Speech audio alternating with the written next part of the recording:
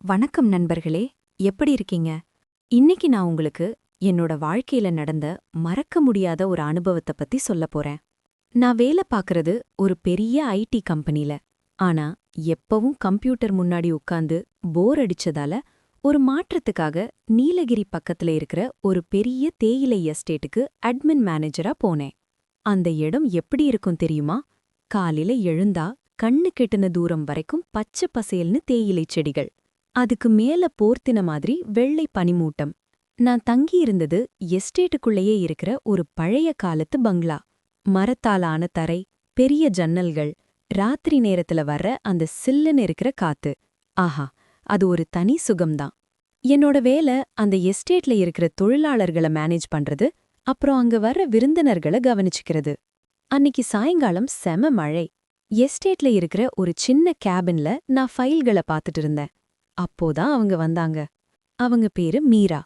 அந்த எஸ்டேட்டோட உரிமையாளரோட தூரத்து சொந்தம்னு சொன்னாங்க. மீராவ பார்த்த உடனே யாருக்கும் ஒரு நிமிஷம் பேச்சு வராது. மழை சாரல்ல நனைஞ்சு வந்ததால அவங்க முகம் இன்னும் பொலிவா தெரிஞ்சது. அவங்களோட கண்கள்ல ஒரு விதமான துருதுருப்பு இருந்தது. அவங்க போட்டிருந்த அந்த நீல நிற புடவை அந்த இடத்தோட பசுமைக்கு அவ்வளவு பொருத்தமா இருந்தது. அவங்க பேசும்போது அந்த குரல்ல ஒரு மென்மை இருந்தது. அது அப்படியே மனச வருடிட்டு போற மாதிரி இருக்கும். என்ன மேனேஜர் சார், மழையிலயும் ரொம்ப பிஸியா இருக்கீங்க போல அப்படின்னு சிரிச்சுக்கிட்டே கேட்டாங்க. நானும் சிரிச்சுக்கிட்டே, வேலை முடியலைங்க, இந்த மழை வேற விடமாட்டேங்குது சொன்னேன். நாங்க 2 பேரும் அந்த மர வராந்தாவுல நின்னு மழைய ரசிச்சுட்டு இருந்தோம். அப்போ அவங்க சொன்னாங்க, இந்த மாதிரி இடத்துல தனியா இருக்கிறது உங்களுக்கு பயமா இல்லையா அப்படின்னு. நான் அவங்க முகத்தையே பார்த்துட்டு இருந்தேன். அந்த இருட்டிலையும் அவங்க தோற்றம் ஒரு ஓவியம் மாதிரி இருந்தது. அவங்க சிரிக்கும்போது வர அந்த குழி விழுந்த கன்னங்கள், அடர்த்தியான கூந்தல், உண்மையிலே அவங்க ஒரு தேவதை மாதிரி இருந்தாங்க. மழை இன்னும் வலுக்க ஆரம்பிச்சது. அந்த பழைய மர பங்களாவோட கூரையில மழை துளிகள் விழற சத்தம் ஒரு தாளம் மாதிரி கேட்டுட்டு இருந்தது. மீரா அங்க இருந்த ஒரு சாய்வு நாற்காலில வந்து உட்கார்ந்தாங்க. அவங்க நனைஞ்சிருந்ததால அவங்க தோற்றத்துல ஒரு விவரிக்க முடியாத வசீகரம் இருந்தது. அவங்க முகத்துல வழிஞ்ச அந்த மழைத்துளிகள் அவங்க கழுத்தோரம் மெதுவா இறங்குறத பாக்கும்போது ஏதோ ஒரு கவிதை கண் முன்னாடி நடக்கிற மாதிரி இருந்தது. அவங்களோட கண்கள்ல அப்படி ஒரு காந்தம். அவங்க என்ன பாக்கும்போது ஒரு நிமிஷம் நான் நின்ன இடமே மறந்து போச்சு. அவங்க அணிஞ்சிருந்த அந்த மெல்லிய உடையில் அவங்களோட தோற்றப்பொலிவு அந்த மங்கலான வெளிச்சத்துல இன்னும் எடுப்பா தெரிஞ்சது. அவங்களோட ஒவ்வொரு அசைவும் ரொம்ப மென்மையா, அதே சமயம் ஒரு விதமான கம்பீரத்தோட இருந்தது. அவங்க பேசும்போது அவங்க உதடுகள் அசைற விதம், அந்த சிரிப்பு எல்லாமே என்னை ஏதோ ஒரு மாய உலகத்துக்கு கூட்டிட்டு போச்சு. அந்த அறையில ஒரு சின்ன மெழுகுவர்த்தி மட்டும்தான் எரிஞ்சிட்டு இருந்தது. வெளிய பனிமூட்டம் ஜன்னல் வழியா உள்ள எட்டி பார்த்துட்டு இருந்தது. அந்த குளிர்ல அவங்க கைகளை தேய்ச்சிக்கிட்டு, ரொம்ப குளிருது இல்ல அப்படின்னு என்ன பார்த்து ஒரு பார்வை பார்த்தாங்க பாருங்க. அந்த பார்வையிலேயே ஒரு நெருப்பு இருந்தது. நான் அவங்க பக்கத்துல போய் நின்னு ஒரு கம்பளிய அவங்க தோள் மேல மெதுவா போர்த்தினேன். அப்போ எதேச்சையா என்னோட கை அவங்க தோள்ல பட்டுச்சு. அந்த ஒரு நொடி ஒரு மின்சாரம் பாய்ஞ்ச மாதிரி இருந்தது. அவங்க நிமிர்ந்து என்ன பார்த்தாங்க. அந்த அமைதியில எங்களோட மூச்சு காத்து சத்தம் மட்டும்தான் கேட்டுட்டு இருந்தது. உங்களுக்கு இந்த குளிர் பிடிக்குமா அப்படின்னு அவங்க மெதுவான குரல்ல கேட்டாங்க. நான் சொன்னேன், இந்த நிமிஷம் வரைக்கும் பிடிக்காது, ஆனா இப்போ ரொம்ப பிடிச்சிருக்குன்னு. அவங்க முகம் லேசா சிவந்தது. அந்த மங்கலான வெளிச்சத்துல அவங்க கண்ல தெரிஞ்ச அந்த ஜொலிப்பு என்னை இன்னும் அவங்க கிட்ட ஈர்த்தது. எஸ்டேட்ல வேலை செய்யறது எவ்வளவோ கஷ்டமா இருந்தாலும் இந்த ஒரு மாலை பொழுதுக்காக இன்னும் பல வருஷம் இங்கேயே தங்கிடலாம்னு தோணுச்சு.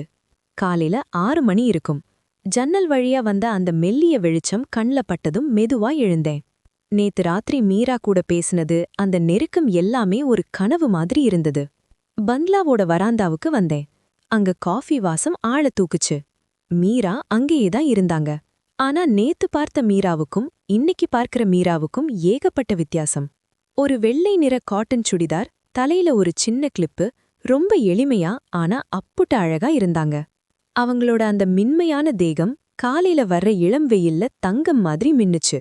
குட் மார்னிங் மேனேஜர், நல்லா தூங்குனீங்களா அப்படின்னு கேட்டுக்கிட்டே ஒரு கப் காஃபிய என்கிட்ட நீட்டினாங்க. அவங்க விரல்கள் என்னோட விரல்கள்ல பட்டப்போ நேத்து ராத்திரி உணர்ந்த அதே அதிர்வு இன்னிக்கும் உடம்பு முழுக்க பரவுச்சு. நாங்க 2 பேரும் எஸ்டேட்ல ஒரு ரவுண்டு போலான்னு கிளம்பினோம். தேயிலை செடிகளுக்கு நடுவுல நடக்கும்போது அந்த செடிகளோட ஈரப்பதம் எங்க மேல பட்டு ஒரு சிலிர்ப்பு கொடுத்துச்சு. அப்போதான் தூரத்துல ஒரு கார் வர்றது தெரிஞ்சுது. கார்ல இருந்து இறங்குனது நம்ம எஸ்டேட்டோட ஹெட் ஆஃபீஸ்ல வேலை செய்யற ரவி. அவன் என்ன பார்த்ததும் பதட்டமா ஓடி வந்தான். சார் சார், ஒரு முக்கியமான விஷயம் அப்படின்னு மூச்சு வாங்க சொன்னான். நான் குழப்பமா, என்னடா ஆச்சு, ஏன் இவ்ளோ பதட்டம் அப்படின்னு கேட்டேன். அவன் மீராவ ஒரு நிமிஷம் பார்த்துட்டு அப்புறம் என் காதுகிட்ட வந்து சொன்னான். சார், நீங்க இவங்க கூடவா இவ்ளோ நேரம் இருந்தீங்க? நம்ம எஸ்டேட் ஓனரோட சொந்தக்காரங்க வர்றதா இருந்த காரு நேத்து மழையில வழியிலேயே நின்னுடுச்சாம். அவங்க இன்னிக்கு காலையில தான் கிளம்பி வராங்க. எனக்கு அப்படியே தலை சுத்துன மாதிரி இருந்தது. அப்போ இவங்க அப்படின்னு திரும்பி பார்த்தேன். மீரா அங்கேயே தான் நின்னுட்டு இருந்தாங்க. ஆனா அவங்க முகத்துல இப்போ அந்த பழைய மென்மை இல்ல, ஒரு மர்மமான சிரிப்பு இருந்தது. அவங்க மெதுவா என் பக்கம் நடந்து வந்தாங்க. ஒவ்வொரு அடியும் எடுத்து வைக்கும்போதும் அவங்களோட அந்த அழகான நட அந்த இடத்தையே கட்டி போடுற மாதிரி இருந்தது. ஏன் மேனேஜர் சார், ஷாக் ஆயிட்டீங்களா அப்படின்னு என் கழுத்தோரம் வந்து மெதுவா ரகசியம் பேசுற மாதிரி கேட்டாங்க. அந்த மூச்சுக்காத்து என் மேல பட்டதும் எனக்குள்ள என்னவோ பண்ணுச்சு. நீங்க யாரு அப்படின்னு நான் திக்கி திணறி கேட்டேன். அவங்க சிரிச்சுக்கிட்டே, நான் யாருன்றதை விட நான் எதுக்காக இங்க வந்திருக்கேன்றது தான் முக்கியம். இந்த எஸ்டேட்டோட ரகசியங்கள் இந்த மண்ணுக்குள்ள மட்டும் இல்ல, என்னோட ஒவ்வொரு அசைவிலையும் இருக்கு அப்படின்னு சொல்லிட்டு என்னோட சட்ட காலரை லேசா சரி பண்ணி விட்டாங்க. அவங்களோட அந்த தொடுதல், அந்த பார்வை, அதுல ஏதோ ஒரு பெரிய ஆபத்தும் இருந்தது, அதே சமயம் ஒரு ஈர்க்கக்கூடிய வசீகரமும் இருந்தது. ரவி சொன்ன அந்த தகவல் உண்மைனா, இவ்வளவு நேரம் என் கூட இருந்த இந்த தேவதை யார்? இவங்க ஏன் என்கிட்ட இவ்ளோ நெருக்கமா பழகுனாங்க? அந்த காலை பொழுது அந்த பனியை விட ரொம்ப மர்மமா மாற ஆரம்பிச்சுது. ரவி சொன்ன அந்த வார்த்தை என் மண்டைக்குள்ள டொங்குன்னு அடிச்சுது. மீரா யாருன்னு தெரியாமலே நேத்து முழுக்க அவங்க கூடவே இருந்திருக்கேன். அவங்க என்ன பார்த்த அந்த மர்மமான சிரிப்புல இப்போ பயமா இல்லாம ஒரு விதமான போதை தான் தலைக்கேறுச்சு. மீரா மெதுவா ரவிய ஒரு பார்வை பார்த்தாங்க. அந்த பார்வையிலேயே அவன் அப்படியே அடங்கி போயிட்டான். அப்புறம் என்கிட்ட நெருங்கி வந்து, மேனேஜர், இந்த ரவி சொல்றதெல்லாம் நம்பாதீங்க. உண்மையே நான் உங்களுக்கு இன்னைக்கு ராத்திரி சொல்றேன். ஆனா அது வரைக்கும் நீங்க என் கூடவே இருக்கணும் அப்படின்னு சொல்லி அவங்க கைகளால என் கைய பிடிச்சு மெதுவா அழுத்துனாங்க. அவங்க விரல்களோட அந்த தொடுதல் அப்படியே ஒரு மின்சார அதிர்வை என் உடம்புக்குள்ள ஏத்துச்சு. அன்னிக்கு நாள் முழுக்க என் மனசுல ஒரே குழப்பம். ஆனா மீரா என் பக்கத்திலேயே இருந்தாங்க. அவங்க ஒவ்வொரு முறை அசைந்து வரும்போதும் அவங்க மேலிருந்து வர்ற அந்த விசித்திரமான வாசனை என்னை என்னவோ செஞ்சுது. எஸ்டேட்ல இருக்கிற ஒரு அடர்ந்த தேயிலை தோட்டத்துக்கு என்ன அவங்க கூட்டிட்டு போனாங்க. அங்க ஒரு சின்ன ஏரி இருந்தது. பனி மூட்டத்துல அந்த தண்ணி கண்ணாடி மாதிரி ஜொலிச்சுது. மீரா அங்கிருந்த ஒரு பாறையில போய் உக்காந்தாங்க. அவங்க சுடிதாரோட ஓரத்தை லேசா தூக்கிட்டு காலை தண்ணியில நனைச்சாங்க.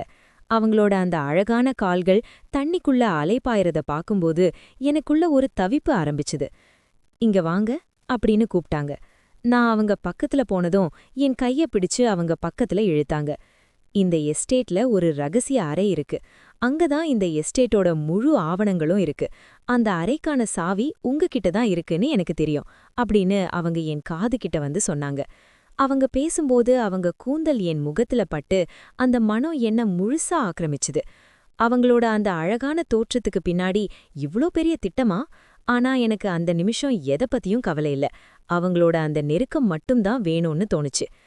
சாவி என்கிட்ட இல்ல மீரா அப்படின்னு நான் சொல்லும்போதே தூரத்துல துப்பாக்கி சுடுற சத்தம் கேட்டுச்சு. நாங்க 2 பேரும் திடுக்குன்னு திரும்பி பார்த்தோம். அங்க வந்தது யாரு தெரியுமா? நம்ம எஸ்டேட்டோட உண்மையான ஓனர். ஆனா அவர் கூட இருந்தது போலீஸ் இல்ல, ஒரு பெரிய ரவுடி கும்பல். மீரா பதட்டப்படாம, முடிஞ்சா என்ன பிடிங்க மேனேஜர் அப்படின்னு சொல்லிட்டு அந்த அடர்ந்து தேயிலை தோட்டத்துக்குள்ள மின்னல் வேகத்துல ஓடுனாங்க. அவங்க ஓடும்போது அவங்க உடம்போட அந்த நளினம் அந்த பனிமூட்டத்துல ஒரு தேவதை மறையிற மாதிரி இருந்தது. அந்த ஓனர் என்கிட்ட வந்து, டே, அந்த பொண்ணு சாதாரண ஆள் இல்ல, அவ ஒரு பெரிய இன்டர்போல் ஏஜென்ட், எங்கள பிடிக்க வேவு பார்க்க வந்திருக்கா, அவகிட்ட ஏதாவது ஒளறிட்டியா அப்படின்னு கத்துனாரு. எனக்கு இப்போதான் எல்லாம் புரிய ஆரம்பிச்சுது. மீரா என்ன காதலிச்சாளா இல்ல காரியம் சாதிக்க பார்த்தாளா? ஆனா அவங்க தொட்ட இடமெல்லாம் இன்னும் அனலா கொதிக்குது. ராத்திரி ஆகப் போகுது. இப்போ நான் ஓனர் பக்கம் நிக்க போறேனா இல்ல அந்த மர்மமான மீராவை தேடி போக போறேனா? அந்த எஸ்டேட் பங்களால இன்னைக்கு ராத்திரி ஒரு பெரிய யுத்தமே நடக்கப் போகுது.